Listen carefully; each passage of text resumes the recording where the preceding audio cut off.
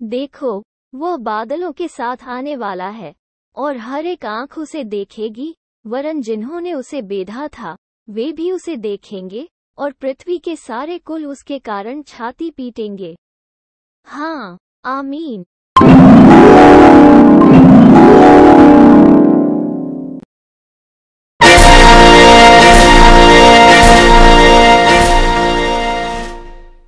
और वीडियो पाने के लिए सब्सक्राइब करें, बेल आइकन प्रेस करें और लाइक करें और शेयर करें। एक सिंह अपनी झाड़ी से निकला, जाति जाति का नाश करने वाला चढ़ाई करके आ रहा है। वो कूच करके अपने स्थान से इसलिए निकला है कि तुम्हारे देश को उजाड़ दे और तुम्हारे नगरों को ऐसा सुनसान कर दे कि उनमें कोई बसने वाला न रहने पाए। इसलिए कमर में टाट बांधो, विलाप और हाय हाय करो, क्योंकि यहोवा का भड़का हुआ कोप हम पर से टला नहीं है। उस समय राजा और हाकिमों का कलेजा कांप उठेगा, याजक चकित होंगे और नबी अचंभित हो जाएंगे। यहोवा की यह वाणी है। तब मैंने कहा, हाय प्रभु यहोवा, तूने तो ये कहकर कि तुमको शांति मिलेगी निश्चय अपनी इस प्रजा को और यरूशलेम को भी बड़ा धोखा दिया है, क्योंकि तलवार प्राणों को मिटाने पर है। उस समय तेरी इस प्रजा से और यरूशलेम से भी कहा जाएगा, जंगल के मुंडे टीलों पर से प्रजा के लोगों की ओर लू बह रही है। वह ऐसी वायु नहीं जिससे ओसाना व फरछाना हो, परंतु मेरी ओर से ऐसे कामों के लिए अधिक प्रचंड वायु बहेगी। अब मैं उनको दंड की आज्ञा दूंगा। देखो, वह बादलों की नाई चढ़ाई करके आ रहा है। उसके रथ बवंडर के समान और उसके घोड़े उकाबों से भी अधिक वेग से चलते हैं। हम पर हाय, हम नाश हुए। हे यरूशलेम, अपना हृदय बुराई से धो, कि तुम्हारा उद्धार हो जाए। तुम कब तक व्यर्थ कल्पनाएं करते रहोगे? यिर्मयाह 4 अध्याय, पद संख्या 7 से लेकर 14 पद तक। फिर यहोवा का यह वचन मेरे पास पहुंचा, हे मनुष्य के संतान, भविष्यद्वाणी करके कह, परमेश्वर यहोवा यूं कहता है, हाय हाय करो, हाय उस दिन पर, क्योंकि वो दिन अर्थात यहोवा का दिन निकट है, वो बादलों का दिन और जातियों के दंड का समय होगा। यहेजकेल 30 अध्याय, पद संख्या 1 से लेकर 3 पद तक। बाबुल के राजा बेलशस्सर के पहले वर्ष में दानियल ने पलंग पर स्वप्न देखा। तब उसने वो स्वप्न लिखा और बातों का सारांश भी वर्णन किया। दानियल ने ये कहा, मैंने रात को ये स्वप्न देखा कि महासागर पर चौमुखी आंधी चलने लगी। तब समुद्र में से 4 बड़े बड़े जंतु, जो एक दूसरे से भिन्न थे, निकल आए। पहला जंतु सिंह के समान था और उसके पंख उकाब के से थे, और मेरे देखते देखते उसके पंखों के पर नोचे गए और वह भूमि पर से उठाकर मनुष्य की नाई पांवों के बल खड़ा किया गया, और उसको मनुष्य का हृदय दिया गया। फिर मैंने एक और जंतु देखा जो रीछ के समान था और एक पांजा के बल उठा हुआ था, और उसके मुंह में दांतों के बीच 3 पसूली थी, और लोग उससे कह रहे थे, उठकर बहुत मांस खा। इसके बाद मैंने दृष्टि की और देखा कि चीते के समान एक और जंतु है, जिसकी पीठ पर पक्षी के से 4 पंख हैं, और उस जंतु के 4 सिर थे, और उसको अधिकार दिया गया। फिर इसके बाद मैंने स्वप्न में दृष्टि की और देखा कि एक चौथा जंतु है जो भयंकर और डरावना और बहुत सामर्थी है, और उसके बड़े बड़े लोहे के दांत हैं। वो सब कुछ खा डालता है और चूर चूर करता है, और जो बच जाता है उसे पैरों से रौंदता है। और वो सब पहले जंतुओं से भिन्न है, और उसके 10 सींग हैं। मैं उन सींगों को ध्यान से देख रहा था तो क्या देखा कि उनके बीच एक और छोटा सा सींग निकला, और उसके बल से उन पहले सींगों में से 3 उखाड़े गए। फिर मैंने देखा कि इस सींग में मनुष्य की सी आंखें और बड़ा बोल बोलने वाला मुंह भी है। मैंने देखते देखते अंत में क्या देखा कि सिंहासन रखे गए और कोई अति प्राचीन विराजमान हुआ। उसका वस्त्र हिमसा उजला और सिर के बाल निर्मल ऊन सरीखे थे। उसका सिंहासन अग्निमय और उसके पहिए धधकती हुई आग के से देख पड़ते थे। उस प्राचीन के सम्मुख से आग की धारा निकलकर बह रही थी। फिर हजारों हजार लोग उसकी सेवा टहल कर रहे थे और लाखों लाख लोग उसके सामने हाजिर थे। फिर न्याय बैठ गए और पुस्तकें खोली गईं। उस समय उस सीन का बड़ा बोल सुनकर मैं देखता रहा और देखते देखते अंत में देखा कि वह जंतु घात किया गया और उसका शरीर धधकती हुई आग में भस्म किया गया और रहे हुए जंतुओं का अधिकार ले लिया गया, परंतु उनका प्राण कुछ समय के लिए बचाया गया। मैंने रात में स्वप्न में देखा और देखो, मनुष्य के संतान सा कोई आकाश के बादलों समेत आ रहा था और वह उस अति प्राचीन के पास पहुंचा और उसको वे उसके समीप लाए। तब उसको ऐसी प्रभुता, महिमा और राज्य दिया गया कि देश देश और जाति जाति के लोग और भिन्न भिन्न भाषा बोलने वाले सब उसके अधीन हो। उसकी प्रभुता सदा तक अटल और उसका राज्य अविनाशी ठहरा। दानियल 7 अध्याय पद संख्या 1 से लेकर 14 पद तक। जब यीशु मंदिर से निकलकर जा रहा था तो उसके चेले उसको मंदिर की रचना दिखाने के लिए उसके पास आए। उसने उनसे कहा, क्या तुम ये सब नहीं देखते? मैं तुमसे सच कहता हूँ, यहाँ पत्थर पर पत्थर भी न छूटेगा जो ढाया न जाएगा। और जब वह जैतून पहाड़ पर बैठा था तो चेलों ने अलग उसके पास आकर कहा, हमसे कह कि ये बातें कब होंगी और तेरे आने का और जगत के अंत का क्या चिन्ह होगा? यीशु ने उनको उत्तर दिया, सावधान रहो, कोई तुम्हें न भरमाने पाए, क्योंकि बहुत से ऐसे होंगे जो मेरे नाम से आकर कहेंगे कि मैं मसीह हूँ और बहुतों को भरमाएंगे। तुम लड़ाइयों और लड़ाइयों की चर्चा सुनोगे। देखो, घबरा न जाना, क्योंकि इनका होना अवश्य है, परंतु उस समय अंत न होगा। क्योंकि जाति पर जाति और राज्य पर राज्य चढ़ाई करेगा और जगह जगह अकाल पड़ेगे और भूइंडोल होंगे। ये सब बातें पीड़ाओं का आरंभ होंगी। तब वे क्लेश दिलाने के लिए तुम्हें पकड़वाएंगे और तुम्हें मार डालेंगे और मेरे नाम के कारण सब जातियों के लोग तुमसे बैर रखेंगे। तब बहुतेरे ठोकर खाएंगे और एक दूसरे से बैर रखेंगे और बहुत से झूठे भविष्यद्वक्ता उठ खड़े होंगे और बहुतों को भरमाएंगे और अधर्म के बढ़ने से बहुतों का प्रेम ठंडा हो जाएगा, परंतु जो अंत तक धीरज धरे रहेगा उसी का उद्धार होगा। और राज्य का ये सुसमाचार सारे जगत में प्रचार किया जाएगा कि सब जातियों पर गवाही हो, तब अंत आ जाएगा। सो जब तुम उस उजाड़ने वाली घृणित वस्तु को, जिसकी चर्चा दानियेल भविष्यद्वक्ता के द्वारा हुई थी, पवित्र स्थान में खड़ी हुई देखो, जो पढ़े वो समझे। तब जो यहूदिया में हो वे पहाड़ों पर भाग जाएं, जो कोठे पर हो वो अपने घर में से सामान लेने को न उतरे, और जो खेत में हो वो अपना कपड़ा लेने को पीछे न लौटे। उन दिनों में जो गर्भवती और दूध पिलाती होंगी उनके लिए हाय हाय। और प्रार्थना किया करो कि तुम्हें जाड़े में या सबत के दिन भागना न पड़े, क्योंकि उस समय ऐसा भारी क्लेश होगा जैसा जगत के आरंभ से न अब तक हुआ और न कभी होगा।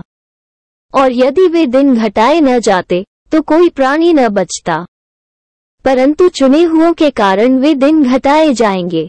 उस समय यदि कोई तुमसे कहे कि देखो मसीह यहाँ है या वहाँ है, तो प्रतीति न करना, क्योंकि झूठे मसीह और झूठे भविष्यद्वक्ता उठ खड़े होंगे और बड़े चिन्ह और अद्भुत काम दिखाएंगे कि यदि हो सके तो चुने हुओं को भी भरमा दें। देखो, मैंने पहले से तुमसे ये सब कुछ कह दिया है। इसलिए यदि वे तुमसे कहें देखो वो जंगल में है, तो बाहर न निकल जाना, देखो वो कोठरियों में है, तो प्रतीति न करना। क्योंकि जैसे बिजली पूर्व से निकलकर पश्चिम तक चमकती जाती है, वैसा ही मनुष्य के पुत्र का भी आना होगा। जहां लोथ हो वहीं गिद्ध इकट्ठे होंगे उन दिनों के क्लेश के बाद तुरंत सूर्य अंधियारा हो जाएगा और चांद का प्रकाश जाता रहेगा और तारे आकाश से गिर पड़ेंगे और आकाश की शक्तियां हिलाई जाएंगी। तब मनुष्य के पुत्र का चिन्ह आकाश में दिखाई देगा और तब पृथ्वी के सब कुलों के लोग छाती पीटेंगे और मनुष्य के पुत्र को बड़ी सामर्थ और ऐश्वर्य के साथ आकाश के बादलों पर आते देखेंगे। और वह तुरही के बड़े शब्द के साथ अपने दूतों को भेजेगा और वे आकाश के इस छोर से उस छोर तक चारों दिशा से उसके चुने हुओं को इकट्ठे करेंगे। अंजीर के पेड़ से ये दृष्टांत सीखो, जब उसकी डाली को मल हो जाती और पत्ते निकलने लगते हैं तो तुम जान लेते हो कि ग्रीष्म काल निकट है। इसी रीति से जब तुम इन सब बातों को देखो तो जान लो कि वह निकट है, वरन द्वार ही पर है। मैं तुमसे सच कहता हूँ कि जब तक ये सब बातें पूरी न हो लें तब तक ये पीढ़ी जाती न रहेगी। आकाश और पृथ्वी टल जाएंगे परंतु मेरी बातें कभी न टलेगी। उस दिन और उस घड़ी के विषय में कोई नहीं जानता, न स्वर्ग के दूत और न पुत्र, परंतु केवल पिता। जैसे नूह के दिन थे वैसा ही मनुष्य के पुत्र का आना भी होगा। क्योंकि जैसे जल प्रलय से पहले के दिनों में, जिस दिन तक कि नूह जहाज पर न चढ़ा, उस दिन तक लोग खाते पीते थे और उनमें ब्याह शादी होती थी, और जब तक जल प्रलय आकर उन सब को बहा न ले गया तब तक उनको कुछ भी मालूम न पड़ा। वैसे ही मनुष्य के पुत्र का आना भी होगा। मत्ती 24 अध्याय पद संख्या 1 से लेकर 39 पद तक। मैं तुझे जीवते परमेश्वर की शपथ देता हूँ कि यदि तू परमेश्वर का पुत्र मसीह है तो हमसे कह दे। यीशु ने उससे कहा, तूने आप ही कह दिया, वरन मैं तुमसे ये भी कहता हूँ कि अब से तुम मनुष्य के पुत्र को सर्वशक्तिमान की दाहिनी ओर बैठे और आकाश के बादलों पर आते देखोगे। मत्ती 26 अध्याय का 63 और 64 पद। तब लोग मनुष्य के पुत्र को बड़ी सामर्थ और महिमा के साथ बादलों में आते देखेंगे। उस समय वो अपने दूतों को भेजकर पृथ्वी के इस छोर से आकाश की उस छोर तक चारों दिशा से अपने चुने हुए लोगों को इकट्ठे करेगा। मरकुस 13 अध्याय पद संख्या 26 से लेकर 27 पद तक। तब महायाजक ने बीच में खड़े होकर यीशु से पूछा कि तू कोई उत्तर नहीं देता? ये लोग तेरे विरोध में क्या गवाही देते हैं? परंतु वो मौन साधे रहा और कुछ उत्तर न दिया। महायाजक ने उससे फिर पूछा, क्या तू उस परम धन्य का पुत्र मसीह है? यीशु ने कहा, हाँ मैं हूँ, और तुम मनुष्य के पुत्र को सर्वशक्तिमान की दाहिनी ओर बैठे और आकाश के बादलों के साथ आते देखोगे। मरकुस 14 अध्याय पद संख्या 60 से लेकर 62 पद तक। हे भाइयों, हम नहीं चाहते कि तुम उनके विषय में जो सोते हैं अज्ञान रहो। ऐसा न हो कि तुम औरों की नाई शोक करो जिन्हें आशा नहीं।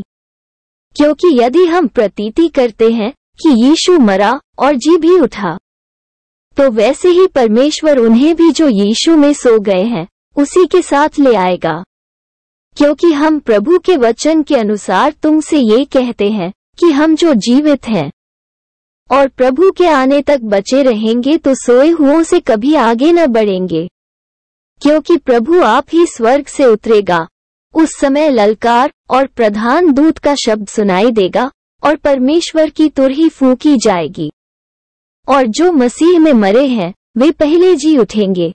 तब हम जो जीवित और बचे रहेंगे उनके साथ बादलों पर उठा लिए जाएंगे कि हवा में प्रभु से मिलें, और इस रीति से हम सदा प्रभु के साथ रहेंगे। पहला थिस्सलुनीकियों 4 अध्याय पद संख्या 13 से लेकर 17 पद तक। यीशु मसीह का प्रकाशित वाक्य जो उसे परमेश्वर ने इसलिए दिया कि अपने दासों को वे बातें जिनका शीघ्र होना अवश्य है दिखाए। और उसने अपने स्वर्गदूत को भेजकर उसके द्वारा अपने दास यूहन्ना को बताया जिसने परमेश्वर के वचन और यीशु मसीह की गवाही, अर्थात जो कुछ उसने देखा था उसकी गवाही दी। धन्य है वो जो इस भविष्यवाणी के वचन को पढ़ता है और वे जो सुनते हैं और इसमें लिखी हुई बातों को मानते हैं, क्योंकि समय निकट आया है। यूहन्ना की ओर से आसिया की 7 कलीसियाओं के नाम, उसकी ओर से जो है और जो था और जो आने वाला है, और उन 7 आत्माओं की ओर से जो उसके सिंहासन के सामने हैं, और यीशु मसीह की ओर से जो विश्वास योग्य साक्षी और मरे हुओं में से जी उठने वालों में पहिलौठा और पृथ्वी के राजाओं का हाकिम है, तुम्हें अनुग्रह और शांति मिलती रहे। जो हमसे प्रेम रखता है और जिसने अपने लोहू के द्वारा हमें पापों से छुड़ाया है और हमें एक राज्य और अपने पिता परमेश्वर के लिए याजक भी बना दिया, उसी की महिमा और पराक्रम युगानुयुग रहे। आमीन। देखो, वो बादलों के साथ आने वाला है और हर एक आंख उसे देखेगी, वरन जिन्होंने उसे बेधा था वे भी उसे देखेंगे, और पृथ्वी के सारे कुल उसके कारण छाती पीटेंगे। हाँ, आमीन। प्रभु परमेश्वर वह जो है और जो था और जो आने वाला है, जो सर्वशक्तिमान है, ये कहता है कि मैं ही अल्फा और ओमेगा हूँ। मैं यूहन्ना जो तुम्हारा भाई और यीशु के क्लेश और राज्य और धीरज में तुम्हारा सहभागी हूँ, परमेश्वर के वचन और यीशु की गवाही के कारण पतमूस नाम टापू में था कि मैं प्रभु के दिन आत्मा में आ गया और अपने पीछे तुरही का सा बड़ा शब्द ये कहते सुना कि जो कुछ तू देखता है उसे पुस्तक में लिखकर 7 कलीसियाओं के पास भेज दे, अर्थात इफिसुस और स्मुरना और पिरगमुन और थुआतीरा और सरदीस और फिलेडेल्फिया और लौदीकिया में। और मैंने उसे जो मुझसे बोल रहा था देखने के लिए अपना मुंह फेरा, और पीछे घूमकर मैंने सोने की 7 दीवटें देखीं, और उन दीवटों के बीच में मनुष्य के पुत्र सरीखा एक पुरुष को देखा, जो पांवों तक का वस्त्र पहने और छाती पर सुनहला पटुका बांधे हुए था। उसके सिर और बाल श्वेत ऊन वरन पाले के से उज्ज्वल थे, और उसकी आंखें आग की ज्वाला की नाई थी, और उसके पांव उत्तम पीतल के समान थे जो मानो भट्टी में तपाए गए हों, और उसका शब्द बहुत जल के शब्द की नाई था, और वह अपने दाहिने हाथ में 7 तारे लिए हुए था, और उसके मुख से चोखी 2धारी तलवार निकलती थी, और उसका मुंह ऐसा प्रज्वलित था जैसा सूर्य कड़ी धूप के समय चमकता है। जब मैंने उसे देखा तो उसके पैरों पर मुर्दा सा गिर पड़ा, और उसने मुझ पर अपना दाहिना हाथ रखकर यह कहा कि मत डर, मैं प्रथम और अंतिम और जीवता हूँ। मैं मर गया था और अब देख, मैं युगानुयुग जीवता हूँ, और मृत्यु और अधोलोक की कुंजियां मेरे ही पास हैं। इसलिए जो बातें तूने देखी हैं और जो बातें हो रही हैं और जो इसके बाद होने वाली हैं, उन सब को लिख ले, अर्थात उन 7 तारों का भेद जिन्हें तूने मेरे दाहिने हाथ में देखा था, और उन 7 सोने की दीवटों का भेद। वे 7 तारे 7 कलीसियाओं के दूत हैं, और वे 7 दीवट 7 कलीसियाएं हैं। प्रकाशित वाक्य 1 अध्याय पद संख्या 1 से लेकर 20 पद तक।